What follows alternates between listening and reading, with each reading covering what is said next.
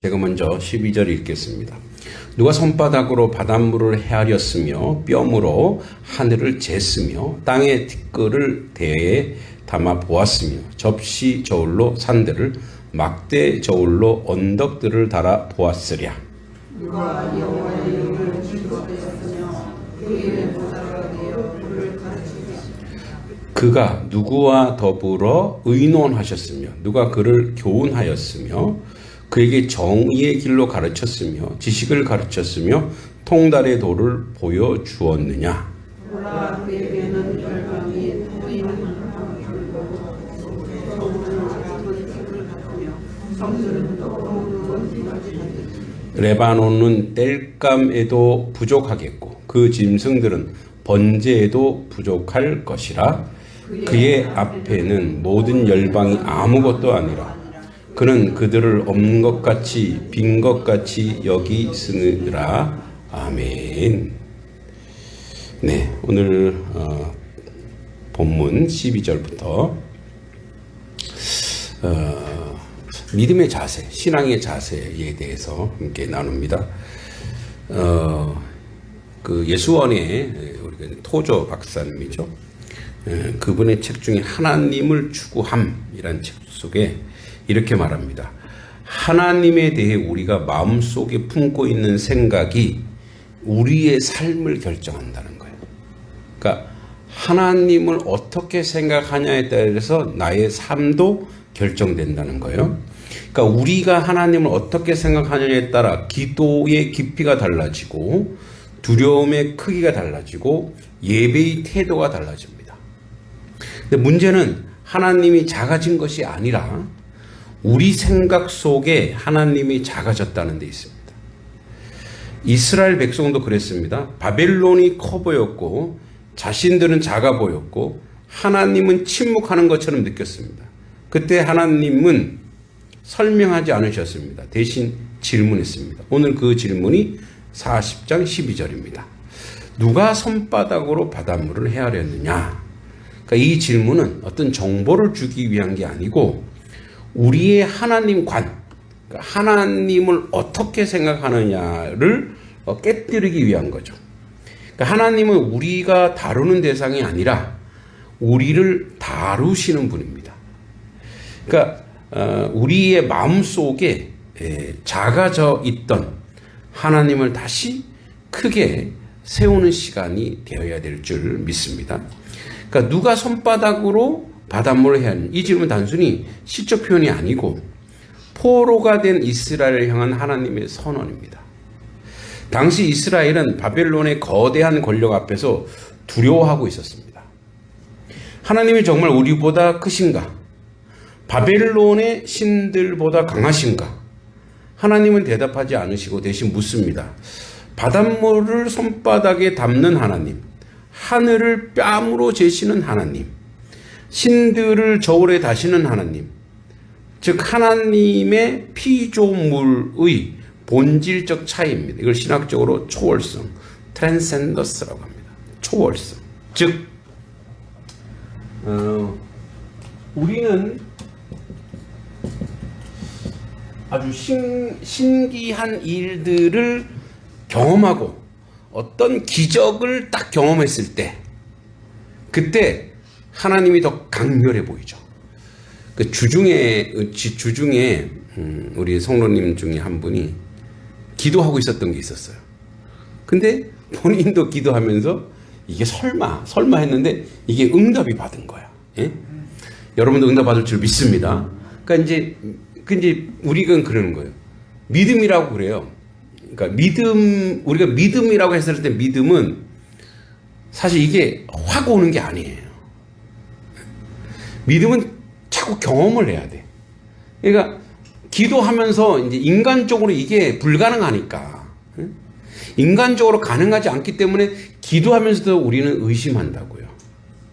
저만 그런 척 아닌 거죠. 여러분도 그렇죠. 기도하면서 될까? 이게 이루어질까? 이렇게 한다고요. 근데 이게 덜컥 됐어. 그러면 진짜 하나님이 하신 거야? 근데 기도를 강렬하게 하면은 그게 하나님 하신 거를 제가 이제 본인이 느끼는 거예요. 그러면 이제 믿음이라고 하는 차원이 하나씩 높아지는 거예요. 아브라함이 그랬다고요. 이삭도 그래요. 자꾸 경험하는 거예요. 그러니까 기도해 봐야, 기도해 보고 그 기도의 결과를 보고 나서 그때부터 사람이 자라기 시작한다고요. 믿음이 무엇인가, 그 초월성, 하나님의 초월성을 경험하기 시작한다고요. 그래서 여러분, 우리는 이런 거예요. 우리 아이들에게, 애들이 그래요. 이제 우리 공부하는 친구 중에 수학을 너무 좋아하는 애가 있어. 얘는 영어를 좀 별로 안 좋아해. 안 좋아하는 게 아니라 영어를 힘들어 하더라고. 그 수학은 또 엄청, 수학을 할 때는 애가 눈이 초롱초롱 빛나요. 근데 영어 할 때는 애가 벌써 입이 대빨이 나와 있어. 왜? 영어라서 그랬더니 어려워요. 그거를 쉽게 하는 방법을 알려줄까?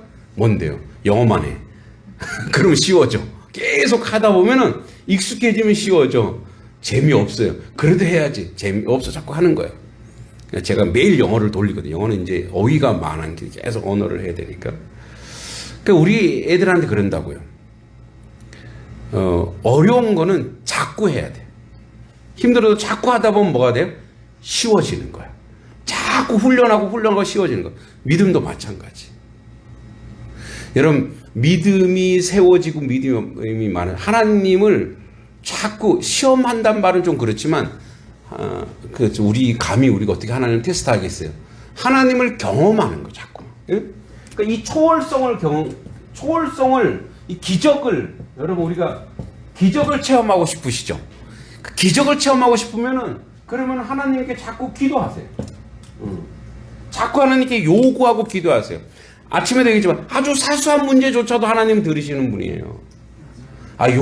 하나님 수준이 있지. 요거는 안 그러니까 홍해바다 가르는 거 좀 들어주시고, 우리 집에 지금 물 한 바가지가 부족합니다. 물 한 바가지는 안 들어주실까? 아니에요. 물 한 바가지나 홍해바다 가르는 거는 하나님은 똑같은 일이에요.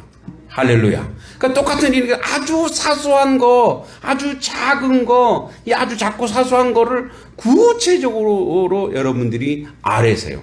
그래야 응답됐네. 이건 이제 우리가 응답할 때 내가 요구하는 게 있고, 하나님이 하시는 게 있어요. 그래서 우리는 응답은 100% 됩니다. 자, 의심하시네.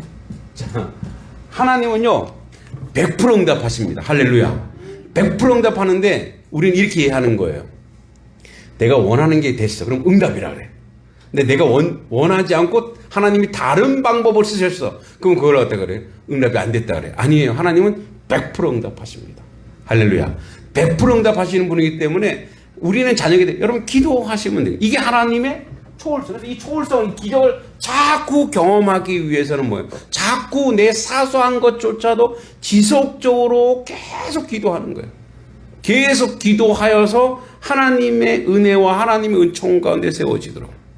그러니까 저 이제 개인적으로는 제가 이번에 이제 그 소설을 지금 이제 두 번째 이제 다 쓰고 나서 두 번째 교정을 계속 또 어떤 분한테 교정 받으라 해서 그 원고도 받아서 지금 막 교정하고 있어요.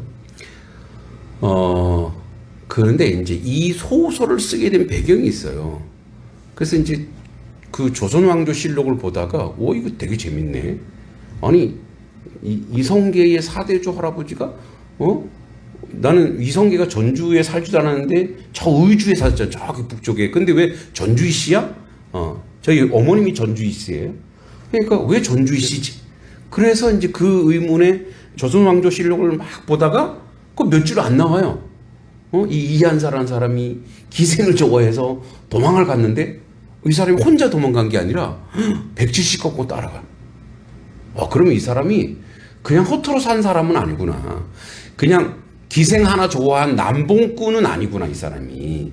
왜냐면 170 가오가 그 당시 그때가 몽골이 쳐들어왔을 때거든요. 그 따라간다는 거는 굉장히 덕이 있는 사람이에요. 그죠? 누구나 아무나 따라가겠어요? 그 다음에 또 거기 또 속초 삼척 갔는데 그 삼척에 또 그 자기 전주에 있던 그 간무라 그러더라고요. 이제 사또 고려시대 간무라 그랬는데 그 간무가 진급해서 그걸로 또 와요. 그러니까 뭐요?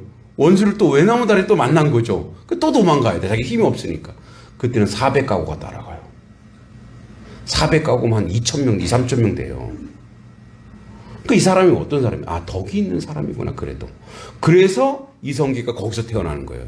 저쪽 함흥에서 그래서 태어난 거예요. 그걸 보면서, 그 한 줄을 보면서, 야, 이거 소설로 쓰면 되게 재밌겠다. 라고 한 게 3년 전이에요. 3년 전. 그래서 이제, 저도 이제 반쪽은 전주이시 피가 있잖아요. 모르겠어요. 진짜 전주이시인지 아니면 외갓집이 전주이시니까. 그래서 이제 나의 책임도 있다 생각하고 그거를 항상 염두에 두고 나름대로 막 간절히 기도한 건 아니에요. 근데 기도를 하고 지난번에 다 썼을 때 갑자기 그 생각이 나는 거예요. 하나님, 제가 역사소설을 쓰고 싶어요. 여러분, 역사소설은요, 공부를 엄청 해야 돼요. 요즘 뭐 챗GPT도 있고 뭐 많긴 하지만 그래도 공부를 많이 해야 돼요. 왜냐면 그 시대의 배경, 그 시대의 문화, 그 시대의 직급, 그 시대의 뭐 의복 이런 게 있으니까 또 조선시대가 아니고 고려시대는 더 멀잖아요. 그죠? 그래서 이걸 할 수 있을까 내가 목회하면서. 그런데 내가 생각해보니까 옛날에 내가 그렇게 선언하고 선포하고 출판사 사장님하고 얘기했는데 이제 이게 거의 한 2년 정도 2년 만에 이루어진 거예요. 그러니까 저 나름 여러분들에게는 뭐 그런가 보다 하지만 저 나름대로 이 감격이라고요. 아, 하나님이 하게 하시고 인도하시고 이끌어 주시는구나.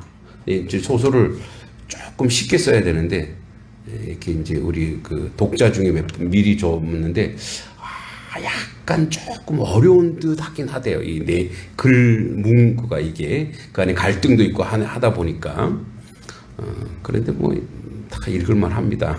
이러면서 막 홍보하고 있어. 자, 그러니까 내가 기도했던 게 있단 말이에요. 근데 하나님이 시간이 지나서 당장은 아닌데 시간이 지나면서 하나님이 응답하시고 이끌어 가시는 거야. 그런데 거기에 기준이 있었어요. 하나님 이거를 많은 사람들이 있고 제가 이제 그 안에 이한사라는 사람 안에 예수님의 리더십을 집어넣었어요. 예수님만 말하지 않았지만 온유하고 자기 희생적이며 이런 사람이다, 이 사람이. 그러니까 그 안에 쓱 집어넣어서 나름대로 이제 성교가 될 수 있도록 이제 나름대로 썼는데, 그러니까 우리가 가장 사소한 거 그런 것들을 계속 기도. 그래서 여러분 기도 잘하는 분들은 기도 목록을 써요. 꼭 마련하세요. 기도 목록이죠, 기도 목록. 오늘 기도한 내용 막 메모해 놓고. 저도 여러분들 기도 제목 있잖아요. 그거 가지고 기도해요. 가지고. 그 하다가 보니까 뭐예요? 하나님을 경험하는 거예요.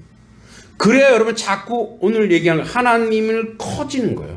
하나님이 커지며 하나님이 구체적이며 하나님이 정말 내 아버지 같으며 하나님을 그렇게 사소한 삶 속에서 자꾸 경험해야 내가 하나님을 인정하는 삶을 사는 거예요. 그냥 예배당 와서 그냥 그때만 하나님 찾고 우리의 삶 속에서는 하나님이 없으면 그럼 우리의 신앙은 바닥에 바닥. 하나님은 그래서 뭐예요? 액세서리가 되고 하나님을 무시하는 거예요. 여러분 여기서 이제 13절 14절에서 이런 말이 있죠. 자, 누가 여호와의 영을 지도했으며 그의 모사가 되어 그를 가르쳤냐? 그가 누구와 더불어 의논하셨으면 누가 그를 교훈했고 그에게 정의의 길로 가르쳤고 지식을 가르쳤으며 통달의 도를 보여주느냐? 무슨 말이냐면 하나님은 누구에게도 조언받지 않는다. 응? 하나님은 배워서 하나님이 되신 분이 아니에요. 여기 하나님의 자존성이 있어요. 어시티라고 자존성. 하나님은 스스로 계신 분이에요. 그분의 지혜는 외부에서 공급되지 않습니다. 이 말씀은 우리를 자유롭게 합니다. 왜냐하면 우리는 자주 하나님께 묻습니다. 하나님 왜 이렇게 합니까? 왜 이런 일이 일어납니까? 그러나 본문에서 말합니다. 하나님의 계산은 실수하지 않는다. 그러니까 하나님의 완전성, 하나님의 자존성, 하나님의 지존성, 하나님의 무소불위, 하나님을 너무나 잘 알면, 그러니까 그런 하나님의 완전하신, 우리 다른 말로 전능하신 하나님이라고 할게요. 이 전능하신 우리 표현으로 이게 최고니까 전능하신 하나님이라는 것은 그러니까 이게 그러면 나와 내 삶과 무슨 관계가 있냐 이거예요. 그러니까 전능하신 하나님, 전지전능하는 하나님이라고 우리가 선포하고 선언하고 기도하는데 그 전지전능이 나와 무슨 상관이 있냐 이거예요. 그러니까 그게 나와 상관이 있으려면은 좀 요런 말이 좀 그렇습니다만 이걸 써먹어야 돼요. 하나님의 전지전능이 내 인생에 개입하도록. 할렐루야. 그러니까 그 완전하신 그 하나님이 실수하지 않는 하나님이 내 인생에 개입하면 내 인생도 실수가 없는 인생이 되는 거예요. 과오가 있을 수 있어요. 넘어질 수 있어요. 실패할 수 있단 말이에요. 그런데 하나님이 전지전능하신 하나님이라면 나의 모든 것을 다 아셔. 나의 아픔과 나의 어려움과 나의 고난과 나의 병과 나의 물질적인 곤고함과 이 다 아시는 하나님. 그러니까 실수하진 하나님이 그러면 하나님의 계획은 수정하지 않아요. 그러니까 뭐냐면 실패가 없는 하나님이면 내 인생은 실패가 없는 인생이 되는 거예요. 내 인생을 하나님께 맡기는 거예요. 내 인생이 하나님 앞으로 세워지게 하는 거예요. 그래서 이 전지전능함이 내가 그것을 하나님께 기도함으로 하나님의 의지함으로 내 인생에서 하나님이 그것을 이루어 갈 수 있도록 기도해야 돼요. 하나님은 늘 우리 가운데 그렇게 역사하시는 거예요. 여러분의 인생도 실패한 인생이었고 좌절할 인생이었고 여러분의 인생은 승리의 인생이라고 하나님이 여러분에게 이야기하고 계시는 거예요. 근데 그걸 자꾸만 내가 부인하고 내가 아니라고 얘기하고 그럼 나는 의심, 그게 갈등이 시작된 거예요. 하나님과 갈등. 우리의 좌절과 아픔은요, 어디서 오느냐면 내가 그걸 책임지려고 하는 거예요. 그걸 내가 이루어 가려고 하는 거예요. 오전 예배에 연결되지만 내가 인생의 주인이 되었어요. 내가 인생의 주인이 되니까 그다음부터 내가 다 해야 돼요. 내가 이루어 가야 돼요. 그래서 걱정, 염려, 근심이 오자마자 우리의 지혜는 뭐냐? 하나님께 올려드리는 거예요. 하나님, 제가 지금 이런 걱정을 하고 있어요. 제가 지금 이런 고민을 하고 있어요. 근데 이 고민과 걱정은 하나님 것인 것 같아요. 왜? 내 아버지니까. 이제 하나님이 해결해 주세요. 나는 하나님이 원하는 그 길, 하나님이 이끌어 그 길을 내가 내 자리에서 최선을 다하고 내 자리에서 순종하는 것밖에 없습니다. 하나님. 그 길을 가는 거예요. 그래서 보세요. 자, 누가 그게 교훈하겠냐? 그가 완전한 건 그래서 우리가 경우에 따라 보여지기는 십자가에 주님이 돌아가셨을 때 다 실패로 봤다고요. 끝났구나. 절망자재로. 그리고 돌아가시기까지 하네? 제자들 다 도망갔잖아. 아, 아닌가 보다. 우리가 잘못 살았나 보다. 그런데 뭐예요? 십자가는 하나님의 지혜입니다. 그가 남은 구원하였을 때 자기는 구원하지 못하는도다. 그러나 하나님은 아무에게도 조언을 받지 않습니다. 십자가는 영원전부터 계획된 구원의 지혜입니다. 제가 간혹 가다가 보는 황창년 신부님 강론을 들읍니다. 천주교 신부님 강론을 듣는데 그분이 아주 말을 재밌게 하고 또 그분이 굉장히 기독교를 굉장히 칭찬을 많이 하세요. 그러다 보니까 제가 좋은 마음, 기독교를 막 씹었으면 제가 안 봤을 거예요. 칭찬을 많이 하는데 그러더라고요. 자기가 생각해보니까 자기는 하나님, 기쁨의 하나님, 은혜의 하나님, 감격의 하나님인데 성당하면 전부 다, 그분 표현이에요. 죽상이래, 죽상. 근데 개신교 신자들 보면 막 찬양하면서 기뻐하는데 뭐라 그렇게 믿음 생활하는 거라고. 왜 우리를 맨날 뭐 뒤집어 쓰고 죽상을 하고 있냐고. 네? 그래서 근데 그분이 그런 얘기 하더라. 2000년 역사 중에 정말 말 한마디 잘못해서 지옥 간 놈이 있고 아주 말 한마디 잘해서 천당 간 사람이 있다고. 누구냐? 예수님 십자가 좌편에 있던 애는 니 뭐 나도 지도 못 구원하면서 이럽니다. 그래서 예수님이 그러면 그 사람한테 뭐라 그랬냐? 한마디도 안 하시는. 침묵하시는. 근데 오른편 강도는 주님 그래서 오른편 강도 너는 헛소리 집어쳐라. 저분은 우린 죄가 있지만 저분은 죄도 없어요. 했더니 내가 오늘 나와 낙원에 있으리라. 이 한마디 시큰 나쁜 짓 하다가 십자가에 딱 올라가고 한마디 잘해갖고 천당 갔다고. 그게 이제 그게 믿음의 고백인 거죠. 그러니까 뭐냐면 여러분 보세요. 하나님은 실패하지 않는다는 것, 전지전능하다는 것은 내 인생이 하나님이 책임져 주는 인생이기 때문에 내가 실수할 수 있어요. 내가 넘어질 수 있어요. 그러나 하나님이 내 인생을 끌고 가고 있다면 결국은 우리가 위대하게 승리할 줄 믿습니다. 십자가는 십자가 좌절 실패죠. 그런데 뭐예요? 십자가를 통해 인류를 구원하고 부활의 역사가 있는 줄은 몰랐죠. 사탄 마귀가 깜짝 놀랐을 거예요. 와, 내가 이겼다. 그랬더니, 요놈아, 그것밖에 모르지. 부활이 여기 있어. 부활이. 여러분, 15절에 이렇게 이야기하고 있죠. 보라, 그에게는 열방이 통에 한 방울 물과 같고, 온 세계가 예수 하나님에게 물 한 방울 같고, 저울의 작은 티끌 같으며, 섬들은 떠오르는 먼지 같으리니, 열방 바빌론입니다. 이 당시 가장 강력한 나라였어요. 제국입니다. 세계 질서입니다. 그러나 하나님 앞에는 한 방울의 물이에요, 물. 이 말씀은 교만한 제국을 향한 선포이기도 하고 두려워 떠는 백성을 향한 위로이기도 합니다. 17절에는 더 강렬하게 얘기합니다. 그의 앞에 모든 열방이 아무것도 아니라 그는 그들을 없는 것 같이 빈 것 같이 여기 있으니라. 이렇게 얘기하고 있어요. 자, 세상은 강해 보여요. 시대는 하나님 없이 굴러가는 것처럼 보입니다. 그러나 하나님은 저울 위에 올려놓으면 그것은 먼저 같고, 그래서 우리가, 교회가 작아 보입니다. 성도의 삶이 보잘것없어 보여요. 소수처럼 보여요. 그러나 하나님은 가장 위대하고 가장 강렬한 것이 뭐냐? 하나님의 백성, 하나님의 자녀로 사는 것이 가장 강렬하고 가장 위대한 삶의 내용이라는 걸 우리가 기억해야 돼요. 여러분, 그래서 이사 40장은 우리에게 물어요. 너는 무엇을 두려워하느냐? 응? 뭐가 지금 내 인생에서 뭐가 이렇게 커 보이느냐? 뭐 자녀, 물질, 그다음에 건강. 여러분, 어떤 사람이 이렇게 저기 지구를 이렇게 돌고 있는 위성에서 위성이 아주 세상에 개미까지 찍는다면서요. 위성 너무 밝게 개미부터 쫙 찍어서 쫙 올라가면요, 우리는 개미보다 더 보잘것없어요. 온 우주에서 이렇게 보면은 우리는 아무것도 아닌 거야.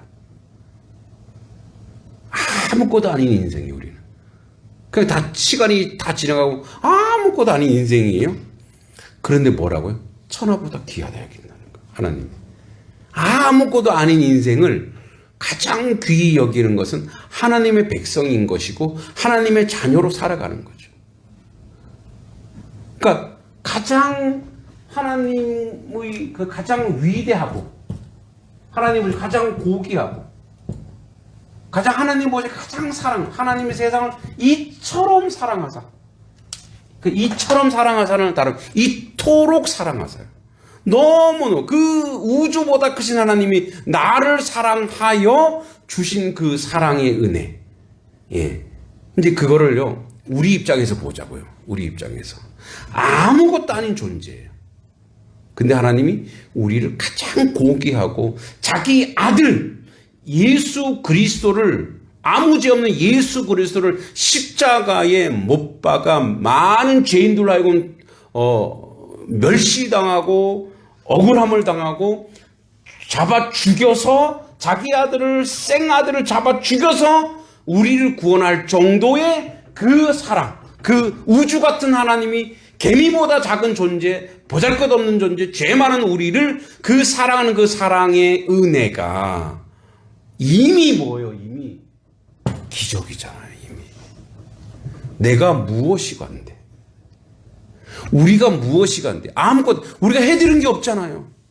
하나님께 한 게 아무것도 없는데 그 나를, 우주보다 크신 분이 세상을 물방울처럼 여기고 먼지같이 여기는 그 분이 나를 사랑하는 거예요.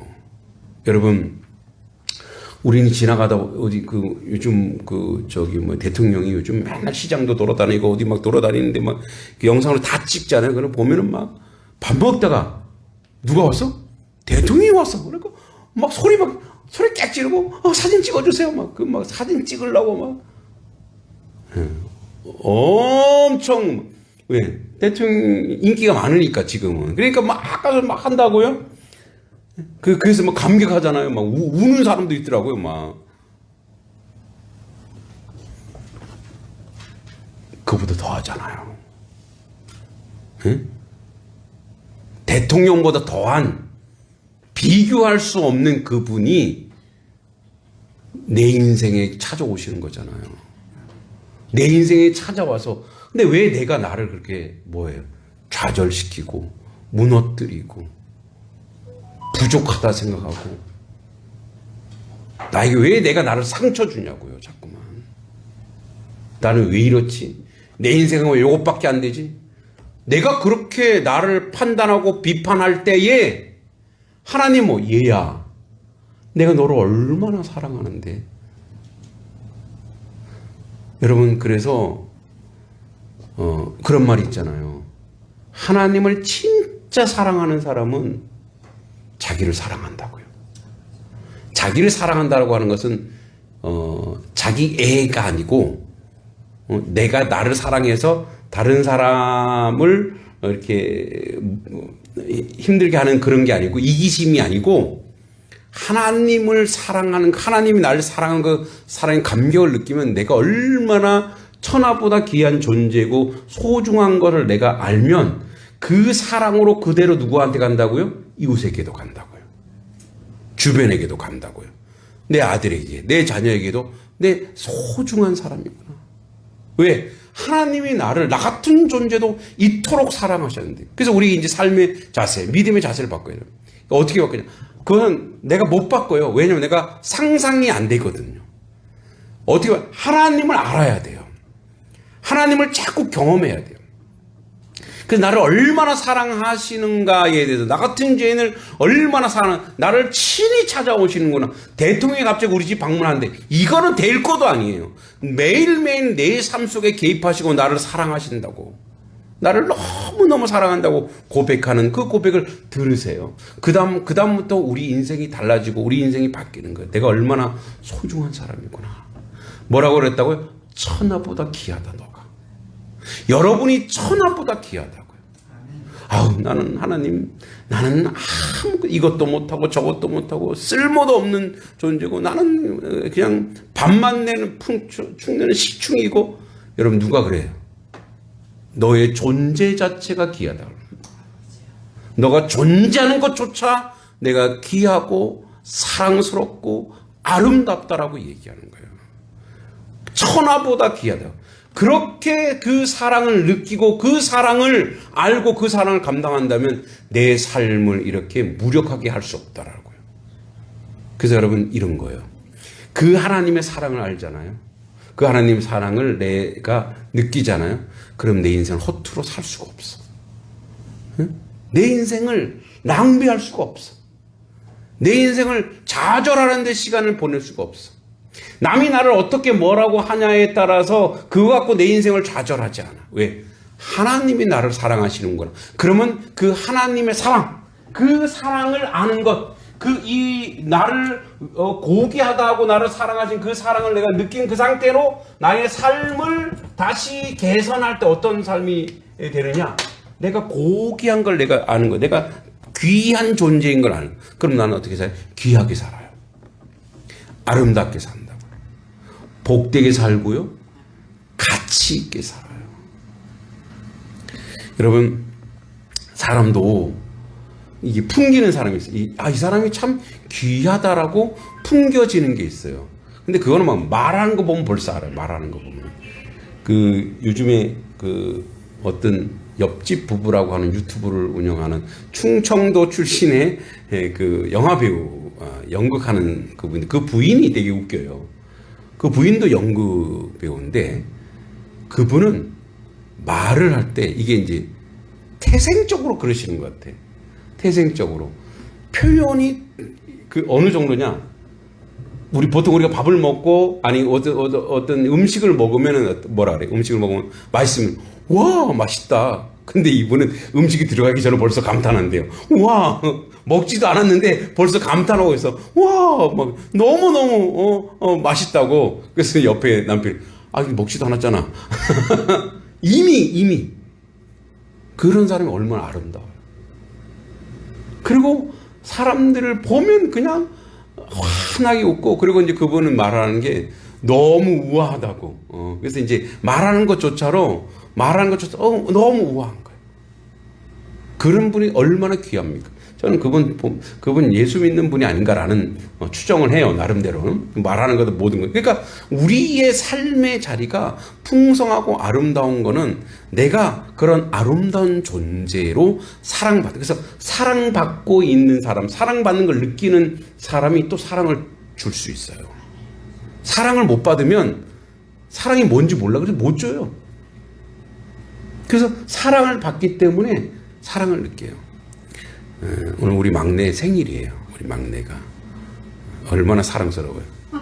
막내가 생일인데 어제 이제 친인척끼리 이렇게 모여 있잖아요. 그러면 이제 어제 이렇게 그 고모부가 막내 고모부가 그랬나 봐. 야 비빔국수 해 먹자. 저는 그때 없었어요. 그때는 우리 큰 놈하고 막내가 가갖고 막 비빔국수에다가 뭐 만두를 막 튀겨 갖고 막 이거 맛있게 해서 좀 이렇게 드렸나 봐요. 내가 야 너는 그렇게 말하면 애들이 하잖아. 애들 피곤하게 왜 그러는 거야 했더니 형님 저는 그냥 먹자 그랬지 해달라 그런 적은 없어요. 이러는 거예요. 애들이 정성을 다해서 또 이렇게 막 대접하는 거예요. 이제 그런 거를 보면서 느끼는 게 있어요. 여러분 우리 자녀들에게 또 손주 손녀에게 아들 딸 며느리에게 항상 사랑의 말을 하세요. 그러면 그 사랑은 다시 와요. 그러니까 얘네들이 열심히 했더니 또 어저께 그 막내 공부가 봉투 하나를 준 거예요. 그래서 편지 써갖고 아름다운 대학생을 되길 바란다 하면서 그걸 또 놓고 와버렸네. 그러니까 그래서 온라인으로 붙여줘 막 그랬는데 얘가 사랑을 받았잖아요. 그러니까 가보니까 얘가 물론 CCC이기도 하는데 어디서 가서 섬기더라고. 본인이 먼저 섬기는 거야. 본인이 일어서서 먼저 하고 뭐 말아 소리 안 해도 먼저 막 하는 거예요. 이렇게 하는 거예요. 물론 다른 아이들도 그렇긴 하지만 여러분 보세요.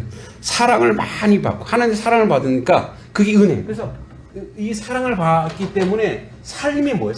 내 삶이 은혜인 거예요. 하나님 은혜. 그러니까 은혜이기 때문에 여러분 우리 식당 봉사도 하시지만 교회 막 이렇게 봉사도 장로님도 봉사하시고 막 와서 교회를 막 하시잖아요. 억지로 하라면 되겠어요, 안 되겠어요? 안 돼요.